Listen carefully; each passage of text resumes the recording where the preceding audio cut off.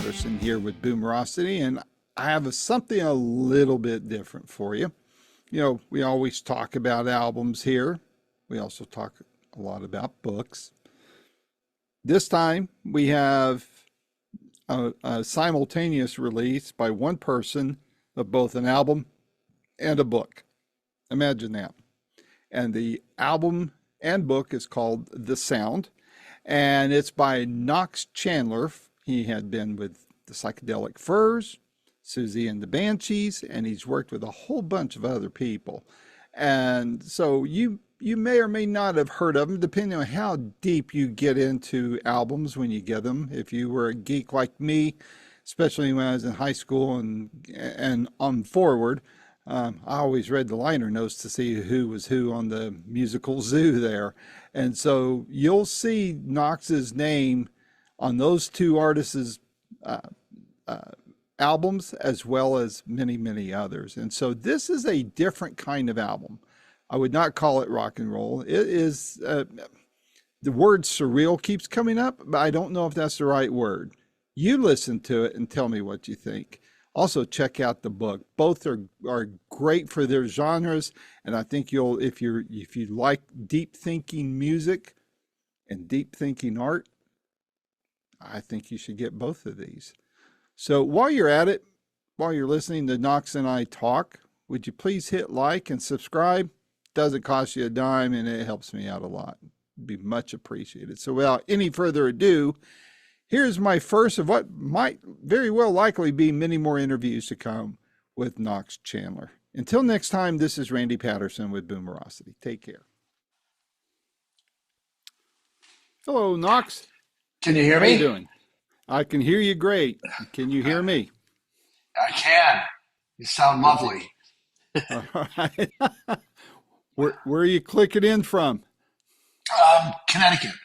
A little town called Guilford, about 20 minutes, 30 minutes from New Haven on the shoreline of Long Island Sound. Oh, how nice. Very nice. Well, Connecticut's one of the few states I've not been to.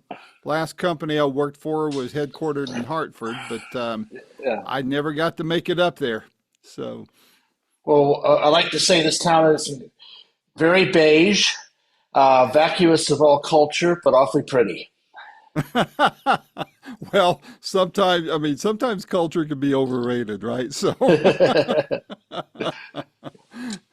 well, hey, thank you for joining me today, Knox. I have been looking forward to speaking with you, and I appreciate your patience. A week or so ago, after we already had the first interview scheduled, I was mowing my dad's property. I office Oh, out yeah, of yeah. his basement, and I'm his caregiver, and I was mowing his yard and cut the cable to both cable TV and internet, and we were down for 9 days. So Oh, God. uh, Where are you?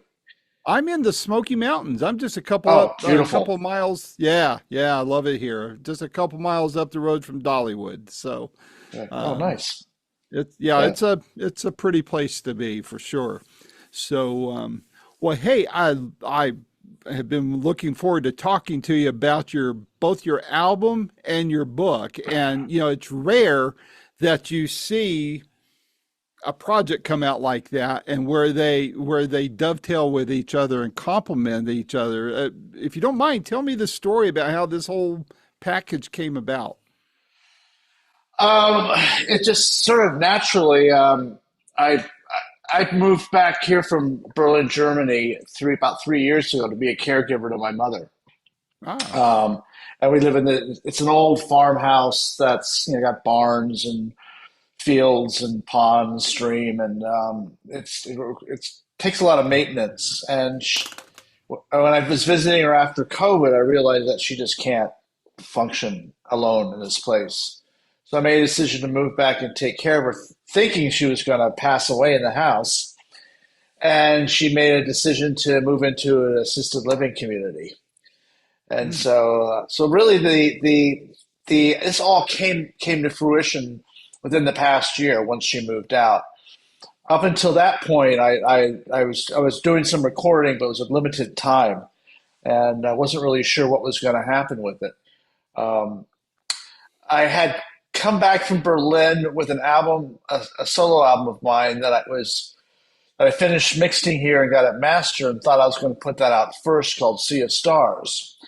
And I sent it to some people I knew, and one person in particular, Stu Jacobs, uh, asked me, suggested I start doing some paintings because it sort of had this very visual element to it.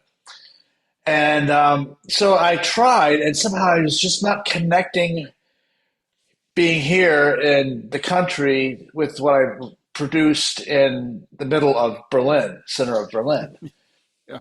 And so I twiddled my thumbs a bit. I set up my studio, started dabbling with some of these sound ribbons I record, and kept on doing the painting, but just not connecting to the older project. But somehow, um, once I got into, I wasn't very inspired at first. I had found it very hard to. Usually, I'd walk out in the street, take a walk, whether it's New York City or Berlin, and I would just come back with totally inspired with ideas.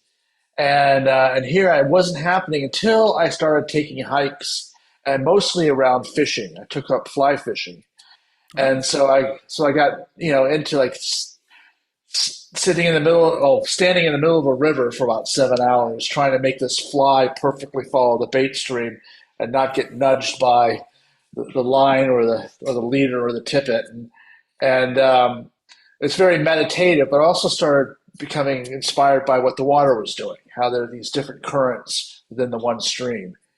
And also going down to the shoreline here, which is they call it the Sound, um, which is Long Island Sound on the Connecticut side. And I was doing a lot of fishing there, night fishing, just exploring. The album cover actually is a jellyfish I found on a rock. I took a photograph of that. So there's a lot. I also start seeing all this beauty in nature and these contrasts between, decay and life and beauty and like harsher timbres. And started exploring this with my music, and a lot of it, the ideas, kind of stuff went into this album, Private Chandler, that got released on Subsound about 2 months ago. But when I finished that, I wanted to go even deeper with my voice, and at the same time, I was exploring these new mediums in art that I was dabbling with, as well as journaling the whole time. So I found that somehow, just sort of seamlessly, it all sort of came together on its own. Uh, and the artwork was very much connected to the music. The writings I was doing was very much connected to both. Um, and at some point, I just said, "Well, look, I don't really see making CDs, and I only really know a handful of people who have turntables. I know they're popular, um, or getting more popular. But I thought, well, why not do something that's tangible instead of it being a CD or a vinyl? I'll make a book, almost like a collage book that would just document, like a journal, these past 3 years transitioning from city life to country life. hmm. That's how it came about. Wow. Well, it for me. I mean, I was in listening. I did a few run throughs on the album while I was working, and to me, it's good background music for me to chill to, relax to, or work to. But as I was, on a couple of the turns through it, I was listening more intentionally. I like to do both when I listen to a record. And it struck me that the album is just, I mean, it's ripe for use in movies. You know, I just think it would Oh, be perfect for that. I mean, because I mean the moods that the music elicits, yeah. and I mean, it commands attention in a very deep way, I think. And what are your thoughts on that? Was any of that in mind in some of the songs that you were doing? Well, I think a lot of the stuff that I do, first of all, a lot of these interviews, people don't realize that the whole album is just guitar, upright bass, and percussion. There's no samples or synthesizers on it. So all the sounds you think might be a synthesizer are all generated by the guitar. That's And amazing. and the thing is that that sort of lends itself to being rather cinematic. And I watch a lot of movies, and I like to get lost in them. And that's sort of the idea behind the music. It's something that people can get lost in, Hmm. as I did when I was making it. I mean, there's a lot of it just magically, actually practically all of it just sort of magically came about, and not necessarily what I feel was my control. Um, but I mean, I have a friend who's a music supervisor, and she likes a lot. She's never really, I don't think she's ever pitched anything as far as is concerned, but she's the one, Sue Jacobs, who got me into painting again once I moved back here. Hmm. And I know, not intentionally, I never intentionally write because I think it should be in a film or used in a film. I just write. This is a record that is just me, Hmm. and the most vulnerable state I could be in. I mean, the book is me in a vulnerable state. I don't even consider myself an artist or a writer, but it's filled, or a photographer even, but it's filled full of my photographs and my writings and my paintings, sketches, etc. And I just thought it was time just to throw the real me out there, Hmm. um, and not really think about. I didn't make anything of the book or the album for the audience. I didn't have the audience in mind at all. I just said, okay, I want to do what actually a very close friend of mine, Peter Freeman, really wanted me to do before he passed away, was to do a guitar album. Oh, And that's what I could. You say it's a guitar album, people are wanting to hear like shredding and all this and that. They probably only a couple places they actually will really hear a guitar. Uh, yeah. it's in my mind, it's a guitar album that's very much my voice, and my very very true to the experience that I was having in the moment, over these past 3 years. I would imagine because, I mean, due to that and that kind of recording, that kind of instrumentation, I mean, your work with the Psychedelic Furs, Susie and the Banshees, others, there had, aside from your music itself, I imagine that there were other differences in putting this album together compared to anything else you've ever worked on recording wise. Is that the case? Oh, absolutely. I mean, all these pieces started with a process I call sound ribbons, which I designed. Well, came to this. Yeah, I guess I designed it. In the first 2 years, I was living in Berlin and have been expanding on it, performing it, and recording with it since then. So that was like 13 years ago. And what it is, it's creating these soundscapes in real time, without any pre-existing audio, and everything is generated. All the sounds are generated from a guitar, or if I'm using a cello or a bass or a trumpet or whatever the case may be. Um, and and since I'm trying to create it's very improvisational, and I'm trying to create, yet in that improvisation of it, a shape that's some sort of composition. So I would quite often I would sit down and make these sound ribbons and then listen back to them for days. And then if something one of them really stands out and catching something, I will almost go into this state of just engulfing in it, and then trying to find where that's going to take me as far as the rest of the composition. So Hmm. it starts with an improvised sound ribbon, and then from there, it might add another sound ribbon, or start looking at how I'm going to shape this, or start just playing along with it. Many different possibilities. Uh, but it is very different than when I was. The process is very different than when I was working with those bands. But the aesthetic is very much the same, because every time, even in the earlier days when I was first working with the Furs, I was always trying to get somehow my voice in there that will fit with the rest of the band.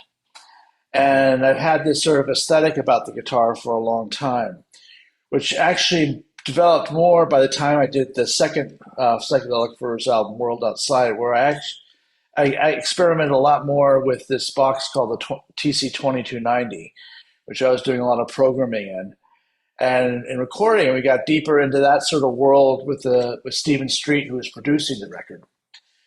And then from there, it just would keep going down these different avenues. But pretty much the aesthetic is, in some ways, is very similar. And some of the pieces there is almost a popular music kind of form brought in at times. Mhm.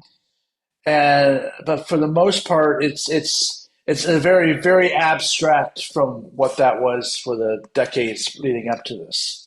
But yet the seed is still there. Yeah. Well, even just the changes in technology to in Yeah, yeah. recording. Yeah. Oh, It probably absolutely. lended itself very well to you. I remember talking with the bassist Tony Levin, Oh, and he yeah, was sure. telling his new album was recorded over the course of, I think he said something like 10 years or so. I mean, it was a lot of years, and it was all pumped into, different software programs that he had. And I just thought, wow, I know how technology is and how upgrades work and, what the required hardware can be sometimes. It's like, was that ever a problem trying to migrate from one to the other over the course of time and maintain original recordings? So, I mean, people think the technology makes it simpler, but I think it can also present a lot more challenges. Have you found that? Oh, I think for me, it opens the doors to so many possibilities as time goes on. Even like it's much. I remember having to stretch uh, audio in a sampler, Hmm. and nowadays you just stretch it Yeah. right on the desktop. So there's tons of possibilities these days, and that to me is where I had to really come up with the concept of these sound ribbons, because that puts me in a definite liminal space. Yeah. Um, I think even the album, I sort of looked at the performances. Each had a concept towards the character that they are. The pieces each had a concept and actually what the piece is. The even the sequencing of the album has a concept, and then being that I had the book to go with it, that brought in a whole other area where I can conceptualize how this really is a musical memoir and Hmm. how I can really connect. It helps me connect with certain aspects, like this whole transformation from urban street to rural streams. As my source of inspiration. Hmm. Um, and in that way, a lot of technology has really helped. When doing the book, I learned InDesign as well as Photoshop, and my logo I made in Illustrator, and then I make these video clips. The videos, the two single videos that are out, Mars on a Half Moon Rising and Tea Stain Edge, are videos that I made. And I think it's all very representative of artistically who I am. But for instance, with InDesign, learning that, I learned a whole new area where I can make these collages of my artwork and photographs and sketches and prose, and be able to really, you know, compose these pages in the book in a way that I wouldn't have been able to do without that technology. So It's I amazing to, oh, I'm sorry, go ahead. no, I think my one of my goals is um, to make the technology be as organic and connected to nature as possible. Yeah. With and without it, and that's a little bit more of a trick when you're dealing with the electric guitar. Um, but I think for me, it's working. I don't know if it's working for other people or not, but for me, it's working. Well, the output is intriguing and very intricate. I mean, I'm not a musician, so I'm probably using all the wrong kind of words. I'm just from a layman's perspective, I I attempted to learn some instruments in my youth, and it's like, yeah, I just don't have the knack for it. So I live vicariously through guys like you. So Well, were you? it's interesting because I treat all the software, whether it's InDesign or Premiere, or if I'm recording Ableton or Logic, or if I'm using the iPad, as an instrument. I look at them, I treat them as if they are an instrument, and Mm-hmm. so that takes practice. Yeah, it does. Yeah, yeah. To get comfortable with. I mean, when I first started doing Zoom interviews, instead of just recording the phone conversations and transcribing them, I went kicking and screaming into this, and now I wish I had it all along. I'm in my 17th year doing this, and so it's like, God, if I'd had this in the beginning, my life would have been so much better doing this. But Well, there are like two or three. There are three producers in particular: Victor Van Vogt, Neil Dorfman, and I'm blanking on the other guy's name. That I was working with when they switched over from tape to Pro Tools. Like, and I think I might have been on there a couple of those guys' last tape sessions, and they were like, "Oh no, oh no, oh no, oh no," and then I think it was Neil. I bumped into when he just got his Pro Tools rig and was doing a session, and I could see he was like a little fun. But then once they make the move, it's like, wow, it's so much easier. You don't have to wait for the tape to rewind before you do another take. You know, I remember going in there at a studio, and I'm blanking on his name, uh, uh, but he. I remember I finished the take. I said, "Okay, I'll do another one." And he goes, "Okay, I was ready. I was ready to go because I've been so used to working with Pro Tools." And we're sitting there waiting for the tape to rewind. I was going, "Oh my god, I forgot about that." Yeah, and well, editing and yep, tuning and all that stuff. Yeah, even being able to find, I mean, tape is expensive. You hate to yeah. clip it too much. Were there any surprises for you? I mean, you've worked on a lot of albums and such and seen a lot of changes. What surprises did you run into putting this album together or the book? The whole thing's a surprise. I mean, in the past year since my mother moved out of here, I've done nothing but just pretty much work all the time. And and I had an idea of what I wanted to do. I definitely had an idea of what I wanted the album to be, um, and it came out better. Both things came out better than I expected. That's just that it's just a lot of the music. I don't know. Maybe it's just it could be my age. It could be just being in a different country. I mean, I was in Berlin for 10 years, and their winters are brutal. They're so depressing.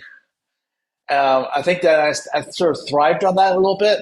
That when I got here, I sort of woke up a bit, Mm. and I think just as well as I got deeper into meditation and hiking out in the woods and fishing and whatnot, that I sort of was open to my surroundings in a very different way.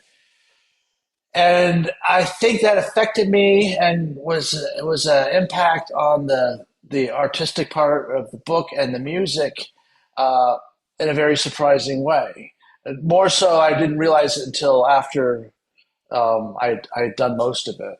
Going like, yeah. I mean, usually it's like, can I live with this? Will I be able to listen to this in 10 years? You know, when I do recordings. But this was like, okay, I think I got it. It sounds very true to me. The book is very true to me. I think it's all my voice, and I don't think I didn't think I try not to compromise. It's hard to do that, but I've really tried to be. I mean, yes, there are definitely some influences from the composers and guitarists, et cetera, that I've listened to over the years that have influenced me. They're sort of naturally there, but I tried to create music and art and writing that isn't being influenced. There's no particular person or thing in my head when Hmm. I'm doing it. I'm really trying to just sort of maybe disconnect a little bit and put it out there in the ether and just see what happens. So in that sense, What yeah, it's surprising. The whole thing surprises me. I bet. What's the feedback you're getting from people who's got to hear the album so far and It's all and seen the book? it's all been really great. Yeah, people. It's not what they expect. You Hmm. know, they sort of expected something else coming being my history. Hmm. I've got some really great, I've just good feedback, really good feedback, and they think the book is beautiful. You know, It is. It stunning, beautiful, fantastic. I've got it's all been very good, and whether it's good or bad, um, well, you know, I'm more interested if it takes somebody somewhere. yeah. You know, if you actually go somewhere, I mean, I had some really great people. I can tell when people who've really listened to it who maybe have a slight bit of musicianship in them, they'll talk about certain things and how it works and are able to grasp my use of contrast Hmm. and it's I can tell they've really listened to it, and to me that's a very when someone's really listened to something, I find that a compliment. I mean, of course, all my Absolutely. most. I mean, there's only one guy that would give me hands down the most honest answer ever, and he's dead. So, but this whole project is a bit of a it's an homage to him. He was the one who wanted me to make it, and he was honest to a fault, and Hmm. I would hope that he liked it. How cool. I want to shift gears to something off the topic of the album and ask you about one person in particular you worked with who's no longer with us, and that was Marianne Faithfull. I mean, we lost her a little while back, and I don't know to what extent you worked with her, but I'd be interested in hearing your thoughts about her since she's such a rock and roll icon of sorts, you know? Well, I had met her maybe 1982 for the first time, Hmm. along with Barry Reynolds and Hal Wilner and Gary Window. We had a meal together, and um, and then I got to know Barry Reynolds pretty well. I only worked with her very briefly. It was for the World's 2000, I think it was 2000 World's Fair, and Huh. we spent a couple of weeks in rehearsals in Hanover, Germany, and then played the World's Fair. I think it's like 1 or 2 nights, and um, and that sort of solidified a friendship, and we would see each other periodically. I go see her play when she played New York, and it was a wonderful experience. It's funny that band Sex Mob was just playing in New Haven, and Steve Bernstein, it's his band, and he's a good friend of mine. He was on that gig, and we were reminiscing about it. This is just a week ago, and one of the most amazing things, and I could pinpoint maybe about 4 or 5 um, highlights in my career that were just absolutely mind blowing musically, and that was one of them. And it wasn't even on the gig; it was during rehearsal. And Steve and I were just talking about it. We played that song Times Square, Hmm. and it and she was just totally amazing. It was incredible. It was just like she was somewhere else. Even at the end, she just stood there shaking. You know, it was it's the most incredible performance out of her, Hmm. and the band Hmm. were all connected to that. It was just amazing. But she was wonderful. I mean, I really thought she was a lot of fun. I mean, a big history, and Hmm. we got stories, but truly a nice human being, very caring. I found her to be very sensitive and caring, and and a very tough woman. Yeah. Well, with Yeah, everything she's experienced, that would be understandable. yeah. And I was just curious your insights on her because I was always intrigued by her, and it was, you know, it's I just like to talk to people who might have known her and get the feedback. Yeah, What? it's one of the things I'll say is that, she did a lot of stuff with Barry Reynolds, who wrote a lot with her, and did a lot of guitar playing, mostly like it was just like the two of them at times. Um, but she had somehow he has a friend of mine referred to him as the invisible guitarist, and as a compliment because he just worked perfectly with any singer. And she had a tendency when she sang her performances, it always felt like it was in the moment. And like even her time, her phrasing would like sway and move. And Barry was great at following her. Um, yeah, I would say she was like a very unique, one of a kind. Interesting. Well, thank you for sharing that. I appreciate that. So what's on your radar after this thing's out? And I mean, are you going to tour? Are you going to try to do something else with it, or what do you got lined up? Oh, I mean, I've got some local gigs, but at some point I'll probably would like to get. I want to get this out first, and just judge the response, and then eventually I like to put together some kind of tour. I went over to Berlin and did 3 shows in February, and then it was fantastic. It's very easy for me to do, go out and tour live, Hmm. and maybe it might add a drummer or a percussionist along with it. So I'll probably continue looking at doing shows as part of just a continuing thing from now to infinity. And Hmm. then at some point, I want to put the Sea of Stars album out on my label, which is Blue Elastic, and that actually has I'm actually singing on it. There's upright bass, cello, flutes, trumpet, guitar, percussion. Um, it's a much bigger production, and I thought that's why I thought it would be best to put this album out first, Hmm. and I'll probably put that out probably sometime next year. And also I have an album with Eric Minkus called Bursting Blue Bone Bark that will come out at some point. Um, but I've already started working on some other ideas, and I have a couple projects with other people that I'm working on.